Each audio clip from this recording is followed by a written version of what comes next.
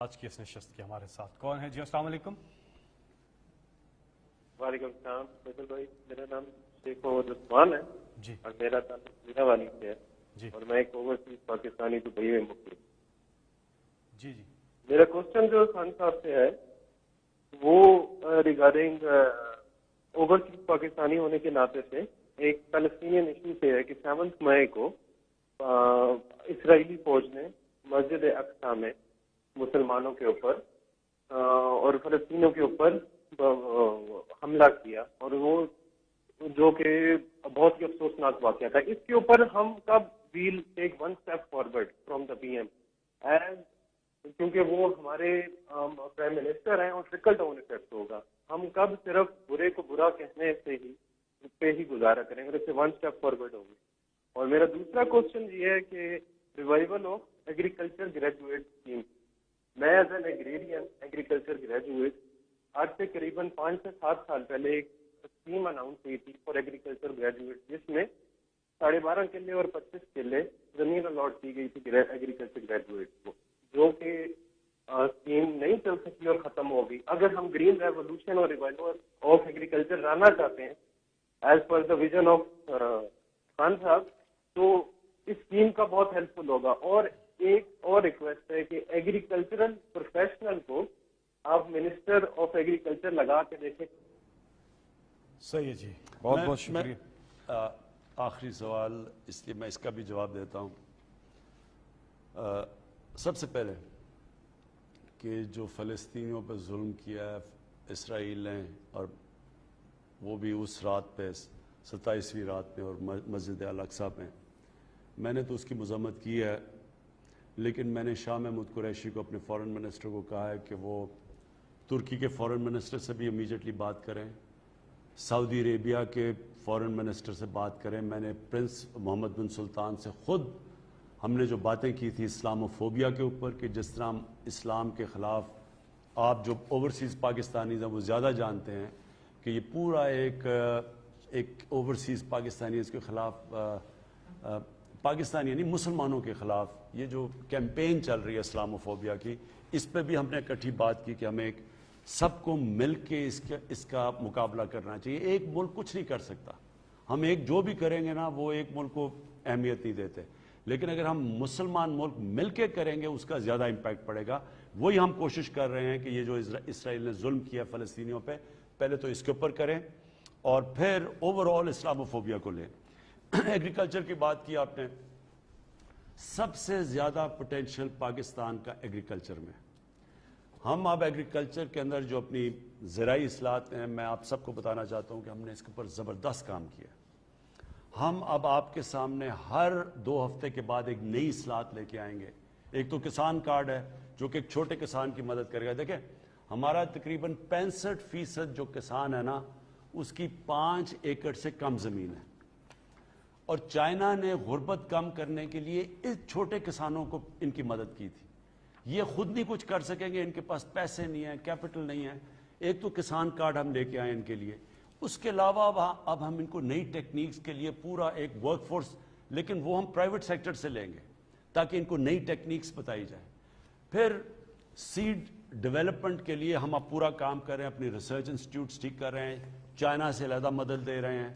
ہم ابھی سے سوچنا شروع ہو گئے ہیں کہ جس ریٹ سے ہماری آبادی بڑھ رہی ہے ہمیں آگے بڑا مسئلہ پڑے گا. اب گندم ہماری اس وقت ریکارڈ ہو رہی ہے، اللہ کا کرم ہے، ریکارڈ گندم پیداوار ہوئی ہے، لیکن پھر بھی کیونکہ آبادی اتنی بڑھ گئی ہے وہ کم پڑ گئی ہے.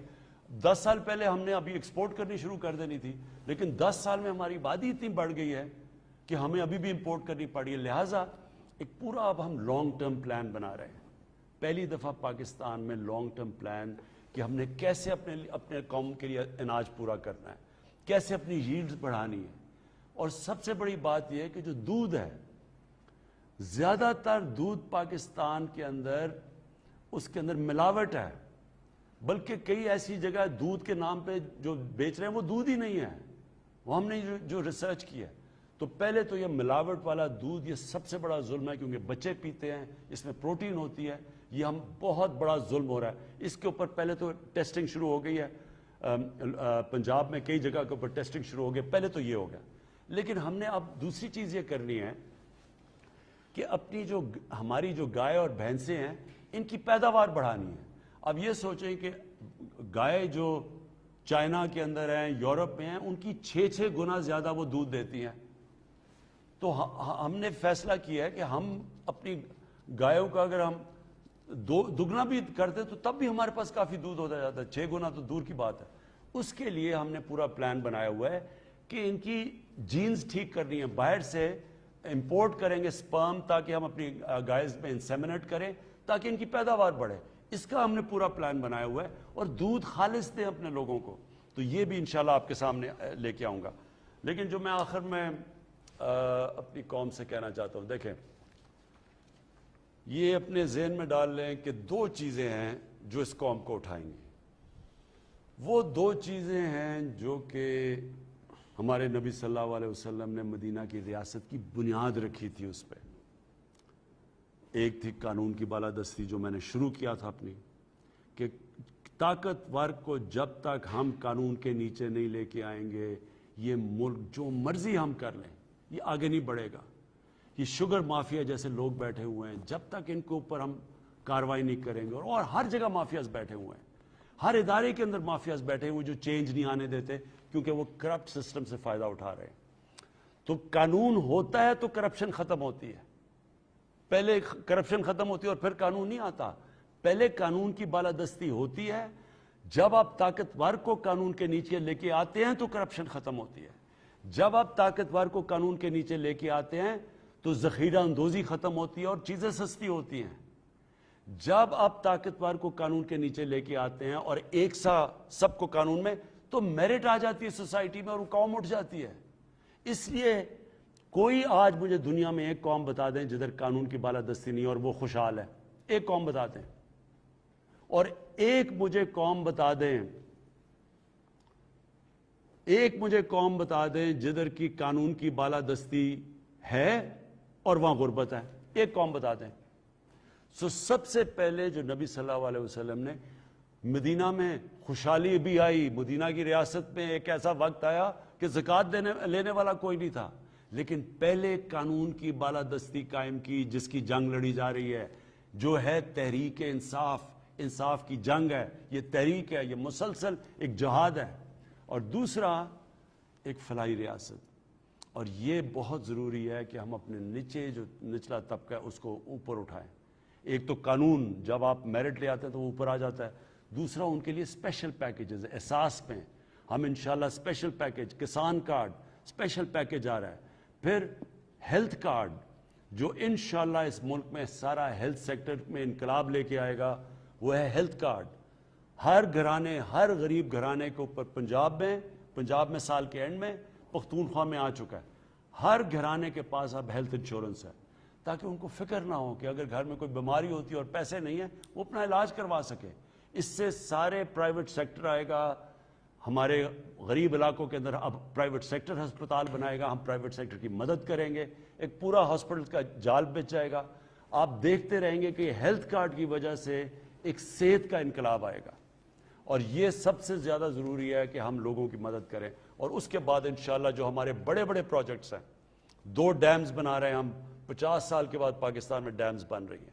2 شہر بنا رہے ہیں. لاہور کے اندر ایک راوی سٹی جس سے ایک پورا تبدیلی آئے گی، نوکریاں ملیں گی، خوشحالی آئے گی، گروتھ ریٹ بڑھے گی. اور پھر ایک سینٹرل ڈسٹرکٹ جو ہم والٹن کے اوپر انشاءاللہ اس سے ڈائریکٹلی 1300 ارب روپے کا اس سے پیسہ جنریٹ ہوگا اور اوپر جا کے 6000 ارب روپے ہوگا. تو یہ جو ہمارے فیوچر کے بھی پلانز بنے ہوئے ہیں ملک کو اٹھانے کے لیے.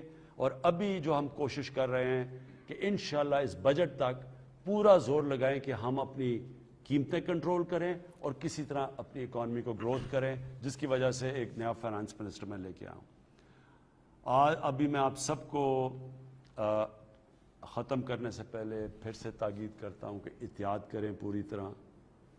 اپنے یہ جو ماسک ہے یہ ہر جگہ پہن کے پھریں، اس سے ہم کنٹرول کر لیں گے کرونا کو. اور تیسرا جو ہمارے اوپر آیا ہوا ہے اور جو ہندوستان میں عذاب ہے. اور پھر سب کو عید مبارک. لیکن اپنی عید آپ نے مختلف عید گزارنی ہے. یہ اس بار یہ پہن کے عید گزاریں تاکہ مجھے پتہ ہے یہ مشکل ہے لیکن اپنے ملک کو قوم کو بچانے کے لیے بہت ضروری ہے. پاکستان پائندہ باد. بہت سے لوگ کوشش کرتے رہے کہ ان کی کال ملیں. ہمیں اندازہ ہے کہ بہت سے کالرز کی کال نہیں مل سکی لیکن آئندہ آنے والی نشست میں آپ کو ضرور موقع ملے گا. اور جس طرح سے پرائم منسٹر نے بھی پروگرام کے بیچ میں آپ سے کہا تھا کہ آپ ان کے پورٹل کا بھی استعمال کر سکتے ہیں, تو پرائم منسٹر کا جو پورٹل ہے وہ آپ اپنے ایپ سٹور پہ جا کر کے ڈاؤن لوڈ کر سکتے ہیں. اور ساتھ ہی میں ایک ٹیلی فون نمبر آپ نوٹ کر لیجئے جو ہیلپ لائن ہے جس پہ آپ اپنی شکایات جو ہیں وہ درج کر سکتے ہیں. 051-900-111. یہ اس پورٹل کا نمبر ہے. اس کے علاوہ نادرا کے کسی بھی اپنے قریبی دفتر میں جا کر بھی آپ, انہوں نے یہ سسٹم بھی بنا دیا ہے کہ وہاں پر بھی آپ جا کے اپنی جو ہے شکایت درج کر سکتے ہیں. جن لوگوں کی کال نہیں ملی ان سے چوتھی نشست میں ایک بار پھر دوبارہ ملاقات ہوگی. اب آپ سے ملاقات ہوگی عید کے بعد. ہم اس پروگرام کا چوتھا ایپیسوڈ لے کر کے آپ کی خدمت میں حاضر ہوں گے. اپنا خیال رکھیے گا. عید کی خوشی اپنوں کے ساتھ منائیے. گھر رہیے, محفوظ رہیے. اللہ نے